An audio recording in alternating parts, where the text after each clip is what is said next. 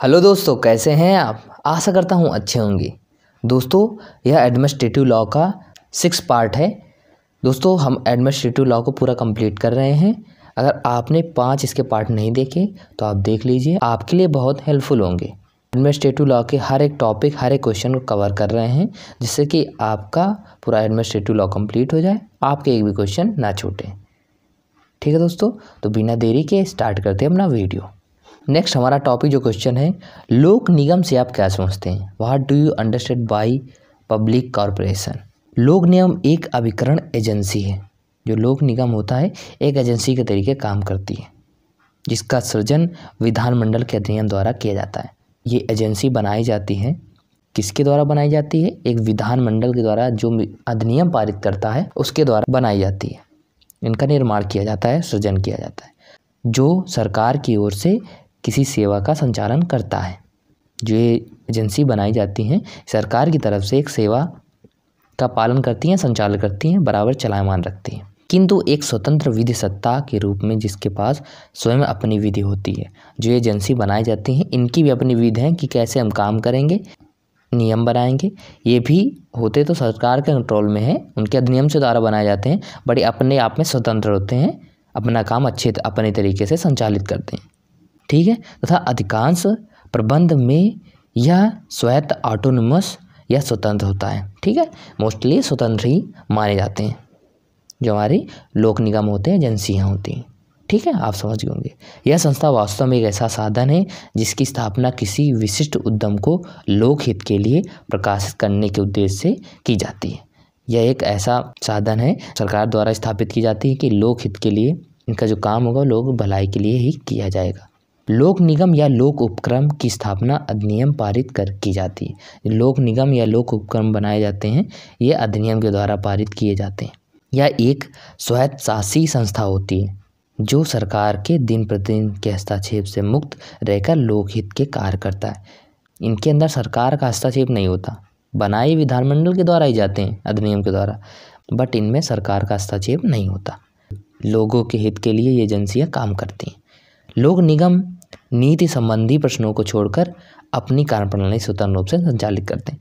जो लोक निगम की नीतियाँ बनाती है कि ऐसे एजेंसी बनेगी, ये इसमें होना चाहिए, ऐसा रूल लागेंगे, इनको छोड़कर अपनी जो ये कार्यप्रणाली बनाते हैं उनमें ये स्वतंत्र हैं, कैसे काम करेंगे ये करने में स्वतंत्र हैं। बाकी इनके निगम बनाने की नीति है वो विधानमंडल तय करती है अधिनियम के द्वारा। ठीक है, तो आप समझ गए होंगे लोक निगम के बारे में। आगे बढ़ते हैं। अब आता है पब्लिक इंटरेस्ट लिटिगेशन, जिसे जनहितवाद कहते हैं। दोस्तों, जो लोगों की भलाई के लिए वाद दायर किए जाते हैं, वाद लाए जाते हैं, उन्हें पब्लिक इंटरेस्ट लिटिगेशन कहते हैं। आइए समझते हैं इनको। जनहितवाद पूर्व में अप्रतिनिधित्व प्राप्त समूहों या हितों को विधिक प्रतिनिधित्व दिए जाने के कारण आधुनिक प्रयासों को दिया गया नाम है। जो जनहित कहा जाता है, लोगों की भलाई के लिए आधुनिक समय में दिया हुआ नाम है, जनहितवाद बोलते हैं। ऐसा प्रयास इस बात को मान्यता प्रदान करता है कि विधिक सेवा का समान स्थान न्यायालय जनता के अधिकांश भाग को तथा अधिकांश हितों की सेवा प्रदान करने में असफल रहा है। ऐसे समूहों या हितों में निर्बंधन, गरीब, पर्यावरणीय, उपभोक्ता तथा जाति विभेद से प्रभावित लोग सम्मिलित हैं। Council for public interest law force foundation America लोकहितवाद का अर्थ है। विधि के न्यायालय में लोकहित या समान हित को प्रवर्तित कराने के लिए प्रारंभ किया गया वाद, जिसमें जनता या समुदाय के एक वर्ग का आर्थिक हित निहित होता है। जो ये वाद दायर किया जाता है इसमें लोगों का हित होता है, निहित होता है, मतलब इसमें लोगों के हित द्वारा जुड़ा होता है। ठीक है, हित निहित होता है जिसमें अनेक लोगों के विधिक अधिकार या दायित्व प्रभावित होते हैं। इनमें ऐसा निहित होता है, ऐसा नहीं कि किसी पर्सनल का हित हो रहा है, इसमें बहुत से लोगों का हित और अधिकार प्रभावित होते हैं, तो वहाँ पर जनहित वाद दायर किए जाते हैं। इस प्रकार लोकहितवाद उन व्यक्तियों की ओर से लाया गया वाद है जो अपने हितों की रक्षा के लिए वाद लाने के लिए समर्थ नहीं होते हैं। जो गरीब लोग होते हैं उनमें कई संस्थाएं होती हैं जो उनके हित जुड़ा है जिसमें, तथा न्यायालय ही उन्हें सबसे अधिक आवश्यकता होती है। पहले 3 दशकों के दौरान न्यायिक सक्रियता ने न्यायिक प्रक्रिया के नए आयाम खोले हैं। इसने शासन को एक नई दिशा प्रदान की। दोस्तों, जनहितवाद ऐसा होता है जैसे कि जब बहुत से लोगों का अन्याय हो रहा है उनके साथ, तो बहुत से ऐसे ग्रुप होते हैं, उन्होंने अपनी तरफ से वाद दायर कर दिया, इनके साथ अन्याय हो रहा है, इनके अधिकारों का हनन किया जा रहा है, ठीक है, ग्रुप समूहों ने। तो एक जनहित याचिका होती है, उसमें वो जो दायर कर रहा है उसके अधिकार का हनन हो रहा हो या ना हो रहा हो, लेकिन वो वाद जनहितवाद दायर कर सकता है कि यहाँ पर लोगों की भलाई के लिए, ठीक है दोस्तों। तो ये जनहितवाद होता है, ठीक है। सिंपल सा आप समझ रहे होंगे, इसमें शब्द में ही लिखा है कि जनहितवाद, जन मीन्स लोग के हित के लिए वाद दायर करना, ठीक है, पब्लिक इंटरेस्ट लिटिगेशन। आगे बढ़ते हैं दोस्तों। नेक्स्ट टॉपिक हमारा केंद्रीय सतर्कता आयोग पर संक्षिप्त टिप्पणी लिखिए। Write short note on central vigilance commission. केंद्रीय सतर्कता आयोग का गठन संस्थानम समिति की सिफारिश पर किया गया था।